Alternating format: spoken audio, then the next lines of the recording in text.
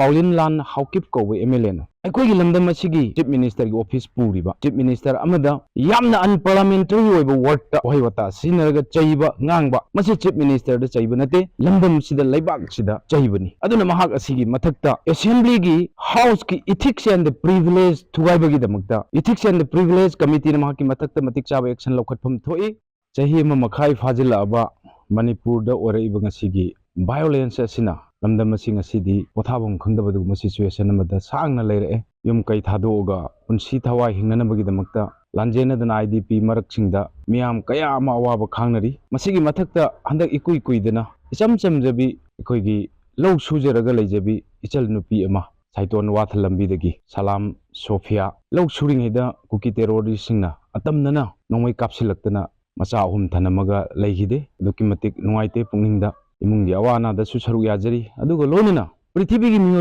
मियोइबा जातिगी मरक्ता चटनदबा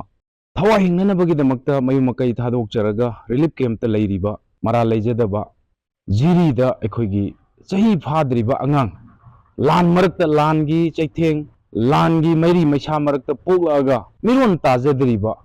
लान मनुंगसिदा हातोकपिगिबा तमथीना कोल ब्लडता तमनना हातके यावना अदुगा सुमनगी चही अनि मखाई खक्ता ngairiba nupa macha amabu ममागी ममांगदा मंगक्का हाटपा अदुगा लोइना लोइना चही 9 खक्ता ngaijaribi इचानुपी बिबी वखल तादरिबा अफफता कुकीना कनानो मैतेना कनानो खंगजद्रिबी इचानुपी अमसु मियोइबगी मिनुंगसिगी वांगमदा ममागी ममांगदा सराक तंबीदना इज्जत मांगहनबीदना यामना कोयल लोइबा मौंगदा रेप तौबीदना हाटपीबा अदुगा इचल अनि अमसुंग इचे अमबुना तमथीना रेप तौबीरकांदा हातोकपीरगा थवा याउद्रबा हक्चांगसिंग अदु मियाम ममांगदा खंगनगे मतागुम तुरेंदा थाधरगा मसिगुंबा खांगबा ngamdaba पृथ्वीगी लैमाइदा पृथ्वीगी मफम अमतदा थोक्तबा ख्वाइदगी तमथीबा सिगुंबा कुकी टेररिस्ट सिंगी इलीगल इमिग्रेंट सिंगना चथरकबा सिगुंबा अखोइगी काहेनबा थौंग सिंगसे अदुकी मतिक नुंगाइते अदुगा वाफम अमना साइकोट एसिदगी कारकपा पाउलिन लान हाउकिप कौवे MLN अखोइगी लमदम असिगी ऑफिस पूरिबा चीफ मिनिस्टर की ऑफिस पूरिबा चीफ मिनिस्टर अमदा यामना अनपार्लियामेंटरी ओइबा वर्डता वहाई वता सिनरगा चैबा ngang मसी चीफ मिनिस्टर द चैबा नते लमदम सिदा लैबाक सिदा चैबनी अदुना महाक असिगी मथक्ता अखोइगी असेंबली की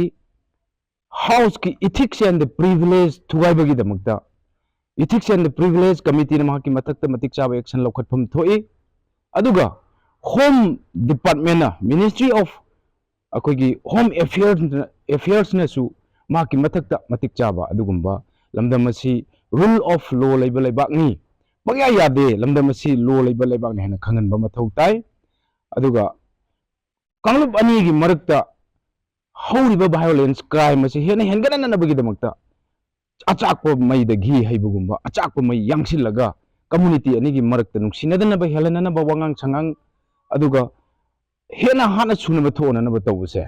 लमदम असिगी अखोइगी अपुनमगी सक्तमदा सिंगनबा MLA अमा ओइना लैबाक मियामना मखोरमदा अखोइगी इकाई खुमनबा थमंबसिंग अदु मांगहलकपा अदुना मणिपुरगी असेंबलीना माकी मथक एक्शन लौखटफम थोई अदुगा लोइना लोइना भारतीय जनता पार्टीना माकी MLA ओरिबा अदुबु वरक वतेमदबिदा याम लम्मी हललगा अखोइगी तौनिंग तौहलिबसे मसी वरपियो मसी तौबम थोकते सुमाइना तौरकांदा लैबाकसिदा शांति हंजिलकपदा हेना थिंथगनी आइबो वाफमसे थमजनिंगी अदुना अखोइगी ऑनरेबल प्राइम मिनिस्टर ना लैबासिगी प्राइम मिनिस्टर ना हौगिबदा लान हौरप कुइद्रिंगहिदा कुकी इचल अनि यामना अखोइगी लाइबक थीबा नुमित अमदा हाइतारे फी थोंगदना पेरेप तौगिबा मतमददि अदुगी मतिक साउना पार्लियामेंट की ममांगदा तमनना ngangi aduga hojiki yam tamthina miyoba खुनाइदा चटनदबा बियॉन्ड अखोइगी ह्यूमैनिटी सिगी वांगमदा चथगदबा थबक थौरम सिंग चथरबा बाबुदा ngasi बाबुदा तुमिना लैथोकपा ngasi बाबुदा अखोइगी नरेंद्र मोदी न मणिपुर की जिरीगी हाट खरिबा मिसिंग अदु टेररिस्ट की ओइबा अकीबा फंगबा चथरिबा थबक सिंग अदु ngasi बाउ तुमिना लैथोकपा अदुदगी हेना हाट खिबा मरा लैजदबा सिंग चनबा चचबा मंग हाट खिबा तमथीना हाट खिबा मयाम सिंग असिदा ngasi बाबु तुमिना लैबसे थंगै सेंगना रैली अखोइ पुंगिंग नुंसी मणिपुरी अखोइ भारत की नागरिक अमनी भारत की सिटीजन अमनी खंजबसे अखोइ पुंगिंग नुंसीबा फावी लेबाक की प्राइम मिनिस्टर अचान मिराई नाइभम थोकते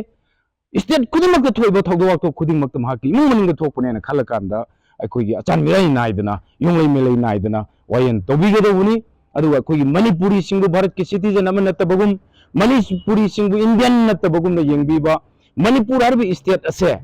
भारत की पार्ट अमन नतबगुम भारत की स्टेट अमन नतबगुम येंगबीबा सिगुम्बा अचान मिराई नाइबा प्राइम मिनिस्टर अमगी लिचतसी रियली कंडेम तवी अथुब मतमदा इरांग असि लोइसिननबगी दमकता ऑनरेबल प्राइम मिनिस्टर मणिपुर लापीदना हिरम असिगी मतंगदा मणिपुर मखा ताना हाना छुनबा शांति रक्षा थुगारिबसी सि फननबगी दमकता अथुब मतमदा खुद चंगबिरे हारगा मिजेन चंगबिरे हारगा मणिपुर की ngasi leiraiba potsi keno tobiu aduga kuki arm militant group singa bharat sarkar ga taunariba su se suspension of akoi operation gi pek asi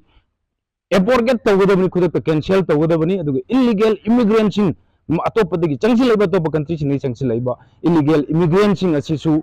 masak khangdoga makoi se magi maram damda halan nanabagi damakta lamdam asida NRC mapung phana chana hanba मिटोप खंडोपा अदुगा लोनना सुसे कथले हारकांदा terrorist की थबक तौरबा टेरोरिस्ट की क्वालिटी साथीबा हाइलाइट्स ओइबा क्राइम कया चथरिबा सिगुमलबा कुकी टेरोरिस्ट सिंगसिगी मथक्ता मिलिटरी क्रैकडाउन तौबा मदिगु सर्जिकल स्ट्राइक तौरकांदा मकोइचे यादे हाबसिम खंगन बियु हाइदना ऑनरेबल प्राइम मिनिस्टर अमसुंग अखोगी यूनियन अखोगी ऑनरेबल यूनियन होम मिनिस्टर मिसागी पुनिंग सिंह सिंजरी